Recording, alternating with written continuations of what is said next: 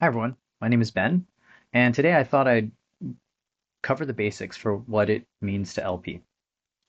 So the most common conception I've been hearing from people is that it's like staking, and it really isn't. Uh, when you LP, what you're basically saying is you're providing two tokens typically. So in this case, I'm providing about $10 worth of USDC and $10 of SOL. And what you're saying to people is that I'm going to allow anyone to swap between my two tokens, and in exchange, I'll earn a fee, right?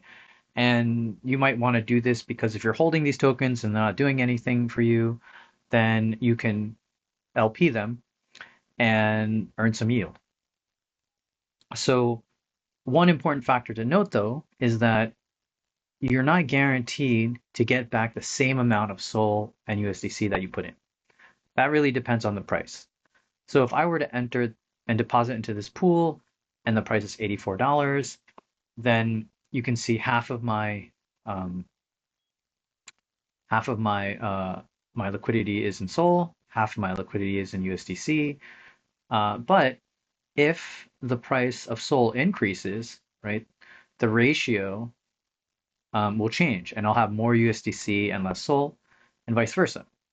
And in the extreme case where this price leaves this price range, right, let's say the price of SOL goes beyond 86.83, what ends up happening is that you end up with all USDC.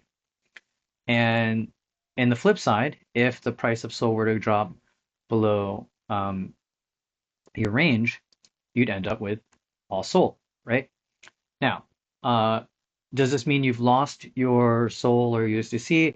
No, you haven't lost it. It's been swapped and traded for the other asset at the price that you specified in the bin when you added the liquidity to the bin. And basically, you can do one of two things. You can wait for the price to come back to be the same price that you deposited. And in that case, you have the same ratio that you entered in, and you can withdraw here with no loss, right? Or you can decide to, if the price moves out of range and you have all SOL, for example, you could decide to swap um, half of it or all of it into USDC, depending on what you want to do. And then at that point, you would incur what's in permanent loss. And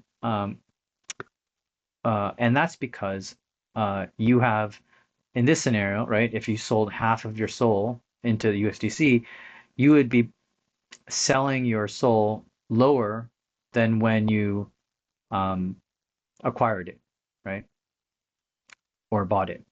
And so that would be the loss that you would realize. Um, Now, normally when you're LPing profitably, the idea is that you want to earn enough fees from the trading to offset any of that loss. Or again, if you think the price will move back in range, you just wait for it to move back in range. And when it's the same price as when you entered, you can withdraw, and and again, you won't incur any loss. All right, so hopefully that explains things. If you have any questions, please feel free to ask in the Discord. Thank you.